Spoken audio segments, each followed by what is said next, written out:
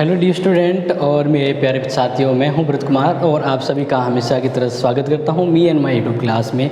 आज हम देख रहे हैं बीए सेकेंड ईयर वाले जो मेरे प्यारे विद्यार्थी हैं और जिनका पेपर पॉलिटिकल का फर्स्ट पेपर है, उनके लिए अति महत्वपूर्ण टॉपिक है, क्योंकि इससे संबंधित यानी जो आपका पेपर आएगा ना फर्स्ट पेपर, उसमें इससे संबंधित प्रश्न मिलेगा, डेफिनेटली मिलेगा। तो आज हम जो ब्रिटेन के बारे में जो पढ़ रहे थे कि हमने इससे पहले भी पढ़ा था, अगर आपने वीडियो नहीं देखा तो देख लेना। ब्रिटिश समाज का सामाजिक और राजनीतिक जो आर्थिक आधार है वो हमने समझा। इसके बाद जो एक और इम्पोर्टेंट वीडियो था जिसमें हमने ये जाना है कि ये ब्रिटेन का संविधान कैसे बना, यानी हमारा जो इम्पोर्टेंट टॉपिक था उसका जो टाइटल था ब्रिटेन का संविधान का विकास। ओके, तो आज हमें यहाँ पे इस वीडियो में दो इम्पोर्टेंट जो डाउट है या दो टॉपिक हम क्लियर करेंगे, और इसके साथ ही ये जो ब्रिटेन वाला जो भी चैप्टर है पूरा जिस तरह के प्रश्न आते हैं वो क्लियर हो जाएंगे। तो आज का वीडियो काफ़ी इंपॉर्टेंट होगा। क्यों? क्योंकि ब्रिटिश संविधान का महत्व क्या है, एक तो वो हम यहाँ पे देखने वाले हैं, दूसरा इस ब्रिटेन संविधान की प्रमुख विशेषताओं को जानेंगे। प्रमुख विशेषताएं, ठीक है ना, जैसे भारत के संविधान की विशेषता होती है वैसे ही तो इनमें से प्रश्न बनता है। और एक प्रश्न बनता है कि ब्रिटेन का संविधान का विकास किस तरह से हुआ विकास में, वो भी देख लीजिएगा, जो आपको लिंक से मिल जाएगा। अब यहाँ पे देखते हैं ब्रिटिश संविधान को अध्ययन की दृष्टि से क्या महत्व है, यानी हमारे लिए क्या इंपॉर्टेंट है, हम क्यों ये टॉपिक पढ़ रहे हैं, हमें क्या ज़रूरत है इस टॉपिक को पढ़ने की। तो यही महत्व मैं यहाँ पे आपको समझाऊंगा। और जैसा कि आपको पता होगा, जब हम राजनीति विज्ञान को पढ़ते हैं तो कुछ पॉइंट हमारे दिमाग में स्पष्ट और क्लियर होने चाहिए, तभी हम आराम से आपको जितना टारगेट दिया होता है उतना लिख पाते हैं। तो ये पॉइंट हैं वो इम्पोर्टेंट रखते हैं, इसलिए मैंने कुछ पॉइंट यहाँ पे रखे हैं, आप वो नोट भी कर दीजिएगा। और हर एक पॉइंट को मैं यहाँ पे वैसे समझाऊंगा जैसे आपको एग्जाम तक याद रहे, इसलिए आपको तसल्ली से समझना होगा। तो ब्रिटेन संविधान के अध्ययन का महत्व क्या है, तो पहला तो है इसका इम्पोर्टेंस कि प्राचीनतम संविधान, बिल्कुल विश्व के जितने भी संविधान हैं उन सब में सबसे प्राचीन संविधान है वो ब्रिटेन का संविधान है। सबसे प्राचीन संविधान किसका है? ब्रिटेन का है। क्योंकि इसके संविधान अगर बात करूं तो इसके संविधान बनने की जो शुरुआत होती है ना वह 5वीं सदी से होती है। कब से होती है? 5वीं सदी से लेकर ये लगभग 1700 के आसपास जाके ये संविधान बनता है। इस तरह से शुरुआत कब होती है? 5वीं सदी से होती है। ऐसा नहीं संविधान सभा बैठी और उसने बना दिया, वैसा नहीं है। ये संविधान विकास में संविधान है, यानी धीरे धीरे उत्तरोत्तर जिस तरह से समाज बढ़ता गया, विकास में परिवर्तन होता गया और संविधान में मतलब ये परंपराएं बनती गई। तो ये संविधान सबसे प्राचीन हो गया। फिर है लोकतांत्रिक पद्धति का श्रेष्ठ उदाहरण। लोकतांत्रिक मतलब लोगों की इच्छा को इस संविधान में महत्व दिया गया। क्यों? क्योंकि जैसे आपको पता होगा, इससे पहले वाले वीडियो में मैंने बताया था कि ब्रिटिश संविधान का विकास कैसे हुआ। अब इसका विकास को मैं देखें तो इस राजतंत्रात्मक व्यवस्था को धीरे धीरे कम करते हुए लोकतंत्री व्यवस्था, संसदीय व्यवस्था अपनाई गई थी। और संसदीय व्यवस्था में लोगों के काफ़ी हित और अधिकार जुड़े हुए थे। इस तरह से जब लोगों के हित के अकॉर्डिंग कोई व्यवस्थाएं, सिस्टम और रेगुलेशन किसी देश के अंतर्गत अगर चलते हैं और उनको ही महत्व दिया जाता है तो इस तरह से ये लोकतंत्रात्मक पद्धति पर माना जाता है। यानी ये जो ब्रिटेन का संविधान है वो किस पर डिपेंड है? लोकतंत्रात्मक पद्धति। क्योंकि वर्तमान की अगर बात करें तो ब्रिटेन में भले ही राजतंत्र हो लेकिन संवैधानिक तंत्र भी है। यहाँ पे पीएम और मंत्रिपरिषद सबसे शक्तिशाली हैं, समझ रहे होंगे। तो इसलिए जब जहाँ पर अगर मंत्री प्रधानमंत्री यानी एक लोकतंत्री व्यवस्था को अपनाया गया है तो ये श्रेष्ठतम एग्जाम्पल माना जाता है। ठीक है, नेक्स्ट बात आती है एकमात्र। यहाँ पर इस शब्द को मैंने गोल किया है। क्यों? क्योंकि इस शब्द को हम यहाँ पे बनाएंगे अलिखित संविधान। क्या लिखेंगे? अलिखित संविधान। बिल्कुल। अब ये ऐसा नहीं है कि आप सोच दें कि ब्रिटेन का संविधान किसी कागज में लिखा हुआ ही नहीं है, ये ऐसे ही नहीं। ब्रिटेन का संविधान लिखा हुआ है, ब्रिटेन का संविधान लिखा हुआ तो है, लेकिन अलिखित इसलिए कहते हैं कि इस संविधान को किसी संविधान सभा ने किसी निश्चित समय पर बैठ के लिपिबद्ध किया हुआ नहीं है। तो इसलिए ये संविधान अलिखित होता है, क्योंकि इस संविधान में 5वीं सदी से लेकर 1700 सदी तक जो जो परिवर्तन होते गए वो चीज़ें समाज ने अपने आप में बदलाव करती गई, अपनाते गए और कुछ दस्तावेजों में इनको लिखा भी गया। ठीक है ना। तो इसलिए यह एक अलिखित होता है, क्योंकि एक फिक्स सिस्टम की तरह इस संविधान को नहीं बनाया गया था। ये संविधान विकास और परंपराओं से बना हुआ है। कुछ ऐसे रीति रिवाज परंपराएं थी जिनको लोग अपनाते गए और वो उनका नियम बन गया। होता है ना, जैसे परिवार में कोई कहते हैं कि हमारा ये परिवार का ये नियम है कि ये करना चाहिए, लिखा हुआ है क्या? नहीं लिखा हुआ, तो फिर ये नियम कैसे? तो ये परंपरा बनती है। तो वैसे ही संविधान, ब्रिटेन के संविधान में काफ़ी कुछ ऐसे इतिहास के प्रूफ और घटनाओं से उन्हें जो परंपराएं और रीति रिवाज सीखने को मिले, वे इस संविधान का आज रूप हो गए। इसलिए ब्रिटिश संविधान है वह अलिखित संविधान है, और लिखित संविधान तो आप समझ गए होंगे, जो एक निश्चित समय पर जैसे भारत के संविधान को बनाने के लिए संविधान सभा ने गठन हुआ था, उसने काम किया था। ओके, तो इस तरह से ये अलिखित संविधान है, इसको समझना बहुत जरूरी है कि अलिखित संविधान किस तरह से और कैसे बनता है। अब आती है निरंतर विकास में संविधान। बिल्कुल, जैसे आगे इसको देख लें, इसको देखते तो क्या हो रहा है, ये संविधान शुरू हुआ यहाँ से और शुरू होकर धीरे धीरे जाके एक परिपक्व बनता है। क्या बनता है? परिपक्व, ठीक है ना, परिपक्व संविधान बनता है। यानी ये इस तरह से हम कहें तो ये लगातार अपने आप में क्या कर रहा था? डेवलपमेंट कर रहा था, अपने आप में डेवलपमेंट। यानी ये ब्रिटेन का संविधान है, लगभग 1400 वर्षों तक की व्यवस्थाओं परंपराओं का एक संविधान है। इस संविधान को वर्तमान तक आने में लगभग 1400 वर्ष लग गए। समझ में आ रहा होगा। इस तरह से इस देश में पहले राजतंत्र हुआ करता था, फिर संसदीय व्यवस्था पार्लियामेंट आई, फिर वापस राजतंत्र हुआ, फिर हिंसा तनाव, कहीं ना कहीं कुछ घटनाएं और परिवर्तन होते गए और राजा ने धीरे धीरे अपने कुछ अधिकार लोगों को दिए और इस तरह से वे अधिकार सामंत और प्रजा और लोगों में बढ़ते गए और अधिकार धीरे धीरे लोकतंत्र की ओर ट्रांसफर होते गए। जब कुछ अधिकार, कुछ परंपराएं लोगों के हित के लिए बन गई और सिस्टम ऐसा बन गया, तो वो उस परंपराओं को फिर आगे आने वाली पीढ़ी मानने लगी। ये संविधान का रूप होता गया। यानी ये इस पॉइंट पे तो मैंने पूरा वीडियो बना दिया, आप देख लीजिएगा। तो इस तरह से इस पॉइंट से आपको क्लियर होगा कि ब्रिटेन का संविधान है वह विकास में संविधान है। एक निश्चित समय पर न होकर एक विकास, एक लॉन्ग समय है जिसमें डेवलपमेंट हुआ है इसमें। तो ये संविधान काफ़ी इंपॉर्टेंट हो जाता है। इस संविधान की शुरुआत के बारे में आपको समझ में आ गया होगा। स्वतंत्रता का प्रतीक, बिल्कुल ब्रिटिश संविधान है वो एक स्वतंत्रता, लिबर्टी का एक सिंबल माना जाता है। क्यों? क्योंकि ब्रिटिश संविधान का निरंतर विकास हुआ है और ब्रिटिश संविधान के विकास का इतिहास पहले निरंकुश था। पहले ब्रिटिश अगर बात करें तो ब्रिटेन में कैसी शासन व्यवस्था थी? निरंकुश शासन व्यवस्था थी, निरंकुश शासन व्यवस्था थी। लेकिन समय बदला और आज यहाँ पे लोकतंत्र कायम है। क्या है? आज यहाँ पे लोकतांत्रिक व्यवस्था है। तो इस तरह से ये लोगों की आज़ादी का प्रतीक है। आज लोगों को क्या चाहिए, उसी अकॉर्डिंग संविधान बन गया है। तथा इस इतिहास ने, ब्रिटेन का इतिहास ने संविधान को लोगों के स्वतंत्रता के एक प्रतीक पर मोहर लगा दी है। बात आती है विश्वव्यापी प्रभाव। ब्रिटेन का संविधान इतना पॉपुलर है कि हमने भी इस संविधान की कुछ बातें अपने में अपनाई हुई है। काफ़ी ऐसे देश हैं जिन्होंने अपने संविधान में ब्रिटेन से प्रभावित कुछ विशेषताओं को ग्रहण किया है और ब्रिटेन का संविधान अपने में नहीं, अपनी पूरी देश की शासन व्यवस्था में हर जगह प्रभावी है। तो ब्रिटेन संविधान की इस प्रभुसत्ता और सत्ता को देखें और इसकी महत्वता को देखें तो बाकी लोगों ने भी, जैसे ब्रिटेन के संविधान को हमने भारत में भी अपनाया है। ऐसे मैं एग्जांपल बताऊं, Canada, New Zealand, Bharat, Myanmar, Malaya, इन विभिन्न देशों ने ब्रिटेन के संविधान की काफ़ी महत्वपूर्ण बातों को अपनाया। तो ये संविधान काफ़ी व्यापक और प्रभावशाली है।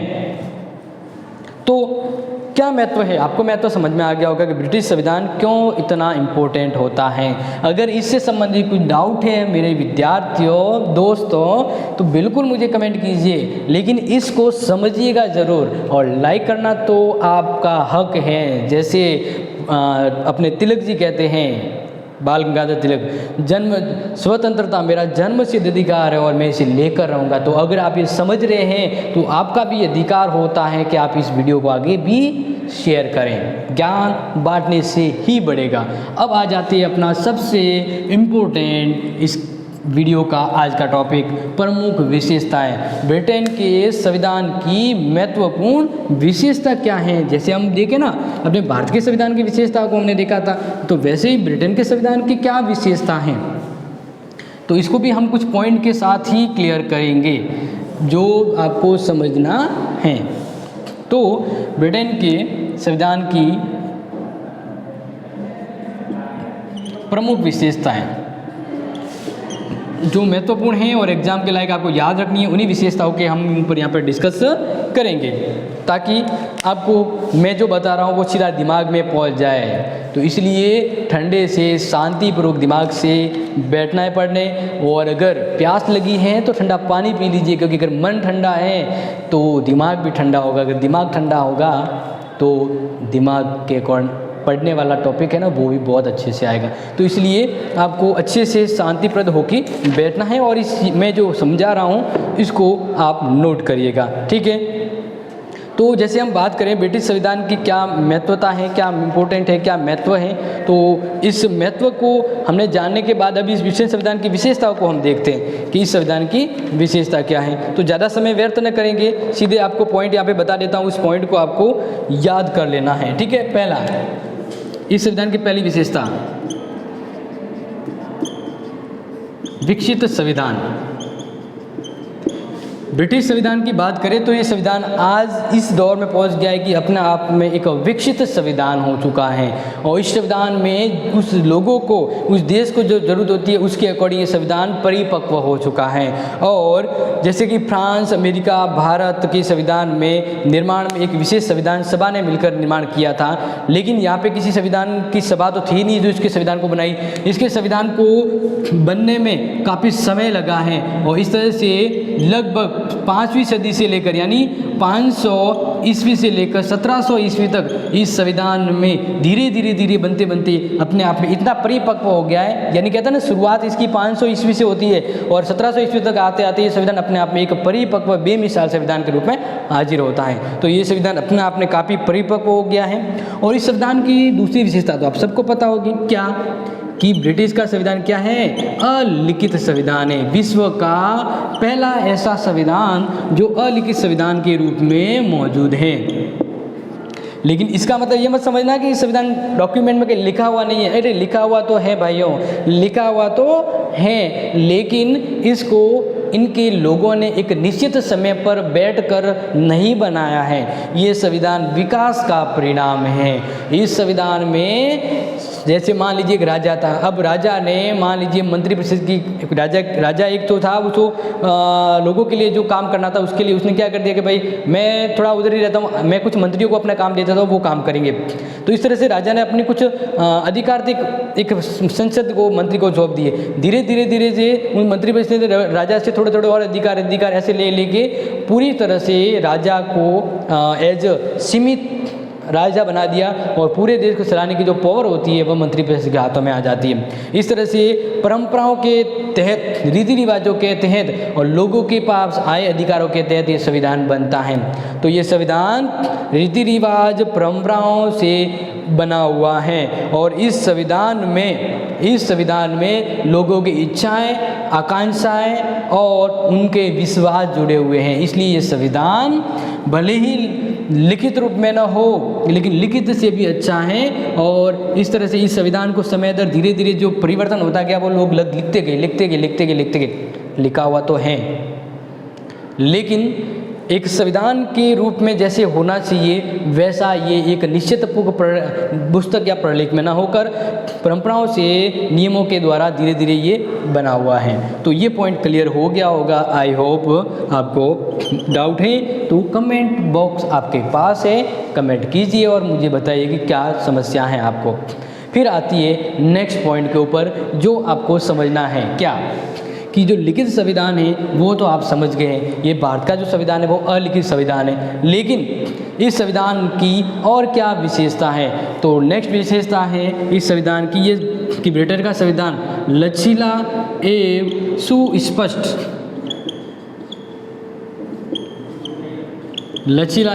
सुस्पष्ट संविधान।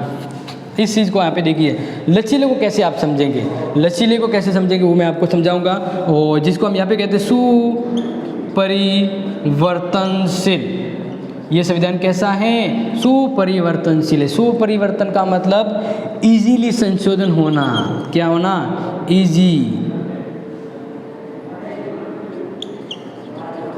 इजीली किसी भी संविधान में परिवर्तन हो जाता है या चेंज हो जाता है। जैसे भारत के संविधान को देखें तो हम भारत के संविधान की क्या विशेषता है, आपको याद है ना कि भारत का संविधान कठोर है और लचीला है। इसका मतलब होता है कि कोई संविधान पकड़ने पे या काटने पे लगता है कि वो इजी है, लचीला, वैसा नहीं। अगर किसी संविधान को हमें समझना है तो उसमें बदलाव कैसे होता है।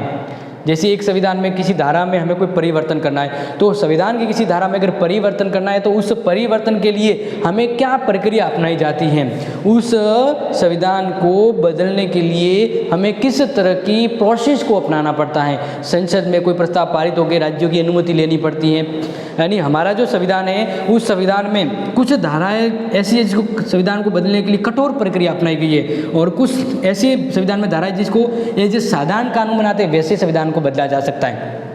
तो बस वही बात यहाँ पे है कि ब्रिटेन का संविधान लचीला इसलिए है कि जब भी जरूरत पड़े तो ये अपने संविधान में बदल सकते हैं, अपने संविधान में परिवर्तन कर सकते हैं।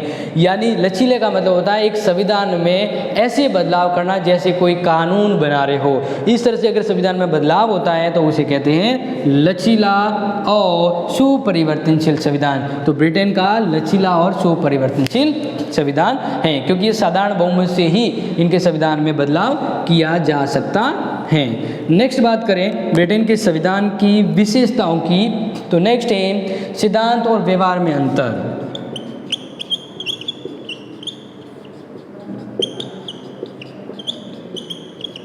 सिद्धांत ए व्यवहार में अंतर।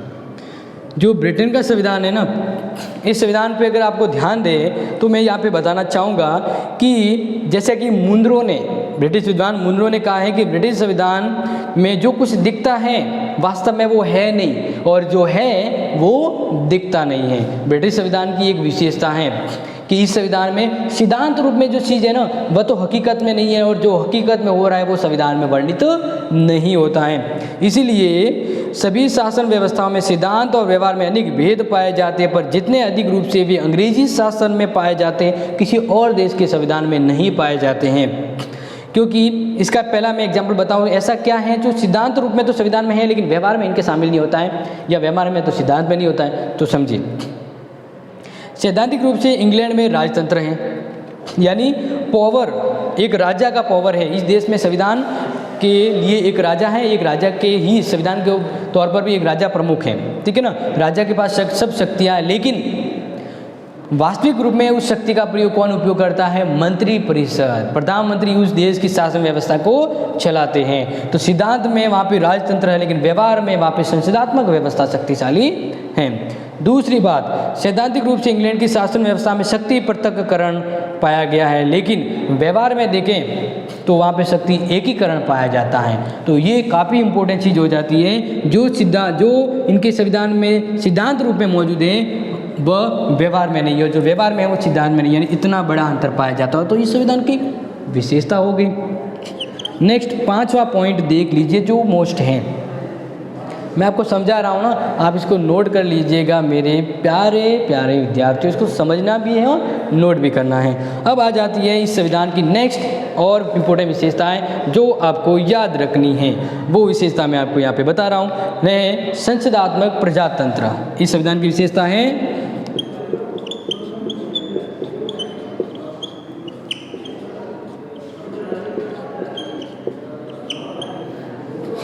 जैसे आपको पता होगा भारत में भारतीय संविधान की विशेषता क्या है? संसदीय व्यवस्था अपनाई गई है। संसदीय व्यवस्था का मतलब है कि भारत में कानून बनाने वाली सर्वोच्च शक्ति संसद भी क्या है? एज निर्वाचित होती है, या यहाँ पर कानून को लागू करने वाली जो कार्यपालिका शक्ति है वह राष्ट्रपति के पास, जो खुद भी 5 वर्ष के लिए निर्वाचित होता है, और उस शक्ति का जो वास्तविक प्रयोग करती है प्रधानमंत्री और मंत्रिपरिषद, वह भी सामूहिक रूप से संसद के प्रति उत्तरदायी होती है। और इस तरह से कार्यपालिका पावर है वह प्रधानमंत्री मंत्रिपरिषद के हाथों में रहते हुए काम होता है, जहाँ पर संसदीय व्यवस्था में लोकसभा और राज्यसभा होती है।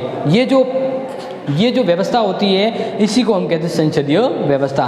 तो ब्रिटेन में भले राजतंत्र हो लेकिन वहाँ पे शक्तिशाली संसद पाई जाती है, और इस प्रजा के इच्छा के अनुसार वहाँ पे संसदीय प्रजातंत्र हैं, जिसमें 2 सदन हैं। एक तो है प्रीवी काउंसिल, जिसको हम नाम दिए यहाँ पे, अगर आप ध्यान रखें तो हम कहते हैं इसको लोक सदन। क्या कहते हैं? लोक सदन, ठीक है। और दूसरा है लॉर्ड सभा। क्या है? लॉर्ड सभा। तो इस तरह से हमारे, जैसे हम बात करें लोकसभा, इसी तरह लोक सदन है जिसको प्रिवी काउंसिल भी शायद कहा जाता है। और जिस तरह से हमारा राज्यसभा वहाँ से यहाँ पे लॉर्ड सभा है। तो ये संसदीय व्यवस्था है जिसमें मंत्रिपरिषद या प्रधानमंत्री संसद के प्रति उत्तरदायी रह के काम करते हैं। ये ब्रिटेन में व्यवस्था है और इसी व्यवस्था को भारत ने अपनाया हुआ है, ये ध्यान रखिएगा। नेक्स्ट, ब्रिटेन के संविधान की विशेषताओं को लेके तो ध्यान रखिएगा, इस संविधान में विधि को महत्व दिया गया है, यानी विधि का शासन, विधि का शासन। ध्यान रखिएगा, ब्रिटेन में राजतंत्र है तो राजा का शासन होना चाहिए, राजतंत्र, लेकिन वो नहीं है। इस संविधान में विधि को महत्व दिया गया है। किसको? राजा से ज़्यादा इस विधि को महत्व दिया और विधि ही यहाँ पे कानून निर्माण का स्रोत है शासन के लिए। और इस देश को एक विश्वास, लोगों में विश्वास और लोकतंत्र को प्रजातंत्र बनाने के लिए विधि के शासन को अपनाया गया, यानी सबसे ज़्यादा राजा से भी ऊपर यहाँ पे विधि को माना गया है। तो इस तरह की व्यवस्था, इस तरह का शासन अगर चलता है तो इसे विधि का शासन कहा जाता है। 7वां पॉइंट, एकात्मक शासन। याद रखेंगे, एकात्मक शासन व्यवस्था। आपको पता होगी भारत के संविधान में संसदात्मक व्यवस्था भी अपनाई गई है और एकात्मक व्यवस्था भी अपनाई गई है। अभी संसदात्मक का मतलब संघ विभिन्न राज्यों को मिलाकर एक संघ बनता है और इस तरह की व्यवस्था होती है। ब्रिटेन में यहाँ पे क्या है?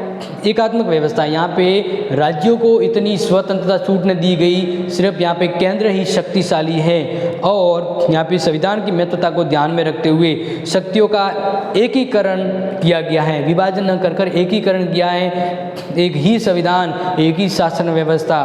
और इस तरह से ऐसे विभिन्न यहाँ पे तरीके हैं जिससे हमें ये पता लगता है कि ब्रिटेन की शासन व्यवस्था एकात्मक शासन व्यवस्था है, जिसमें सभी शक्तियों की जो व्यवस्था है वो केंद्र की ओर प्रतीत होती है। यानी यहाँ पर जहाँ पर भी देखें तो केंद्र शक्तिशाली प्रतीत होता है। ये होती है एकात्मक शासन व्यवस्था। नेक्स्ट पॉइंट लिखे, इस संविधान की और अति महत्वपूर्ण विशेषता। तो ध्यान रखेंगे, जिस तरह से हम पढ़ते आ रहे हैं उस तरह से इसकी संविधान की बहुत और भी विशेषता होती है। तो शायद मैं आपको ऊपर वाली विशेषता मिटा दूं ताकि मैं और अच्छे से समझा पाऊँ, तो इसलिए मुझे ऊपर वाली इरेज करनी पड़ेगी ताकि आपको समझाने में बढ़िया ईजी रहे। और आपको क्या करना है, जैसे मैं 8-9 पॉइंट बता रहा हूँ, आपको जो बढ़िया लगे ना बस वो पॉइंट याद कर लीजिए, ताकि आप, जैसे भारत के संविधान की बहुत सारी विशेषता है, आप कुछ एक विशेषता आपको अच्छे लिखते याद करते वैसे ही करना है। तो नेक्स्ट पॉइंट पे आ जाते हैं और मैं आपको बता देता हूँ कि इसके अंतर्गत जो संसदीय व्यवस्था है, इसके अंतर्गत यानी जो ब्रिटेन में जो संविधान है उसकी विशेषताओं की बात करें तो ध्यान रखना, अधिकार पत्र का अभाव किंतु नागरिक स्वतंत्रता है। 8 नंबर पॉइंट,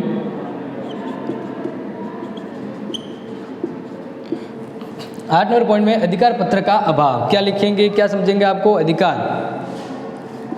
अधिकार पत्र का अभाव।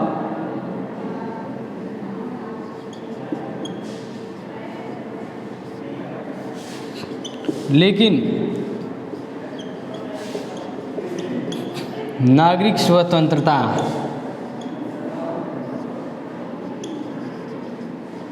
विद्यमान, और नागरिक स्वतंत्रता के द्वारा वहाँ पे अधिकार भी उन्हें मिल जाते हैं।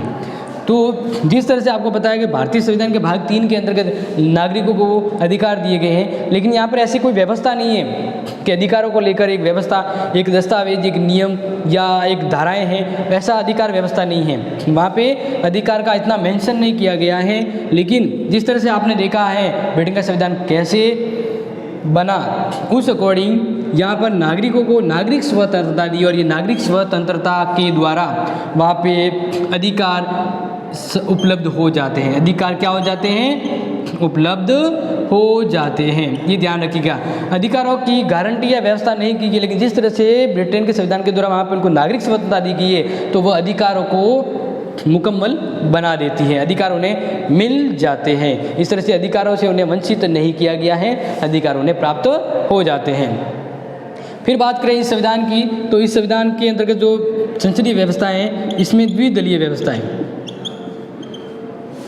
द्विदलीय शासन प्रणाली। ब्रिटेन की बात करें तो जैसे भारत में बहुदलीय व्यवस्था है, लेकिन ब्रिटेन के अंतर्गत संसदीय व्यवस्था में या ब्रिटेन के इस संविधान के अंतर्गत ये व्यवस्था है कि यहाँ पे दो ही दल होते हैं। इन दोनों दलों के द्वारा देश की शासन व्यवस्था चलाई जाती है। ब्रिटेन में दो दल होते हैं, दो दल हैं, एक तो है उदार दल, दूसरा है अनुदार दल। तो कभी तो उदार दल की सरकार बनती है, ठीक है ना, और कभी अनुदार दल की सरकार बनती है, मजदूर दल की सरकार बनती है। इस तरह से ब्रिटेन में द्विदलीय व्यवस्था है और इस संविधान की ये अद्वितीय विशेषता है। और इस तरह से ये संविधान की अद्वितीय विशेषता के साथ अगर द्विदलीय व्यवस्था है तो सरकार स्थायित्व रहने की ज़्यादा गारंटी रहती है। इन्हीं संविधान और सरकार मजबूत रहती है। फिर बात आती है सीमित रूप में शक्ति विभाजन का सिद्धांत। नंबर 10, सीमित रूप में शक्ति ये भय विभाजन, सीमित रूप में शक्ति विभाजन का सिद्धांत। ओके, तो जैसे मैंने बताया है ब्रिटेन के अंतर्गत शक्तियों का विभाजन नहीं किया गया है। जैसे भारत में अगर देखें तो केंद्र और राज्यों के मध्य शक्तियों का विभाजन किया गया, संघ सूची, राज्य सूची, संवर्धित सूची। ब्रिटेन में ऐसा नहीं है। ब्रिटेन में शक्तियाँ सीमित की गई हैं। राज्यों को इतना प्रभावकारी न बनाकर केंद्र को शक्तिशाली बनाया गया है और शक्तियाँ हैं वह विभाजन का सिद्धांत है, सीमित रूप में किया गया है। ज़्यादा शक्तियों का विभाजन न कर कार्यपालिका, व्यवस्थापिका ही शक्तिशाली और न्यायपालिका भी इसके अंतर्गत रहती है। और जैसा कि देखें तो ब्रिटेन संसदीय व्यवस्था में, संसदीय शासन में व्यवस्थापिका, कार्यपालिका अनिवार्य रूप से परस्पर संबंधित हैं और इस तरह से इसी के अंतर्गत न्यायपालिका भी इससे संबंधित हो जाती है। तो संसद इसकी जो संविधान के अंतर्गत पहले से व्यवस्था है कि शक्तियों का विभाजन काफ़ी लिमिट में किया गया है। इस तरह से एकतंत्रीय व्यवस्था पाई जाती है। और लास्ट में आ जाती है न्यायपालिका का व्यवस्थापिका और न्यायपालिका से हैं जो पृथक्करण नहीं किया गया है। लेकिन देख लीजिए, पॉइंट को देख लीजिए, मैं आपको समझा देता हूँ। न्यायपालिका का व्यवस्थापिका और कार्यपालिका से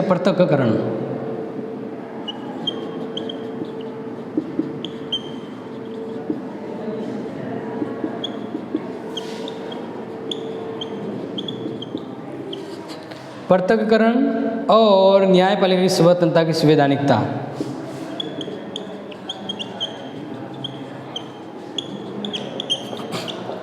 इसके साथ ही अपना ये वीडियो भी खत्म हो जाएगा। लेकिन ध्यान रखिए मैं जो बता रहा हूँ, जिस तरह से अमेरिका ने वहाँ के न्यायालय को न्यायिक पुनरावलोकन पावर दिया, क्या दिया है, न्यायिक पुनरावलोकन का पावर या शक्ति दी हुई है। वैसा पावर और शक्ति यहाँ पर किसे नहीं दी गई है, ब्रिटेन को। ब्रिटेन में न्यायपालिका उतनी पावरफुल नहीं है जितनी अमेरिका की है। लेकिन फिर भी कुछ हद तक न्यायपालिका को उनके कार्यों और व्यवस्थाओं को लेकर संविधान ने उनको व्यवस्थाओं से पृथक रखा है। और देखें तो संवैधानिक सुधार कानून 2005 के पूर्व ये व्यवस्था थी कि उन्हें पृथक नहीं रखा जाता था। न्यायपालिका भी शासन का भाग थी। लेकिन 2005 के बाद ब्रिटिश संसद ने द्वितीय सदन लॉर्ड सभा का अध्यक्ष, लॉर्ड चांसलर जो मंत्री पद पर भी आसीन होता है, न्यायिक लॉर्ड ब्रिटेन के सर्वोच्च अपीलीय न्यायालय के रूप में कार्य करते हैं। लॉर्ड सभा का जो प्रमुख होता है ना, वह न्यायालय के रूप में भी काम करता है। इस प्रकार लॉर्ड चांसलर व्यवस्थापिका, कार्यपालिका और न्यायपालिका तीनों का सदस्य होता है। लेकिन वह 2005 के आधार पर न्यायपालिका को महत्वपूर्ण अपना मुकाम देता है और व्यवस्थापिका से अलग रखता है। तो ब्रिटेन के संविधान की ये अपने 11 विशेषता देखिए जो आपको समझ में आ गई होगी। अब अगर कुछ डाउट रह जाता है तो बिल्कुल कमेंट कीजिएगा, या मान लीजिए कि इस पेपर के, इस लेसन के, इस यूनिट से अगर कोई पॉइंट आपको लगता है कि कुछ रह गया है तो मुझे बता दीजिएगा, वो भी वीडियो आपको बना दिया जाएगा। लेकिन ध्यान रखिएगा, काफ़ी इंपॉर्टेंट चीज़ें मैंने यहाँ पे बता दी। अगर आपको डाउट है तो ज़रूर मुझे बताइएगा, वरना मिलेंगे इसी तरह से और भी अच्छे वीडियो के साथ। तब तक आप इस वीडियो को आगे लाइक, शेयर और सब्सक्राइब कीजिएगा। Thank you.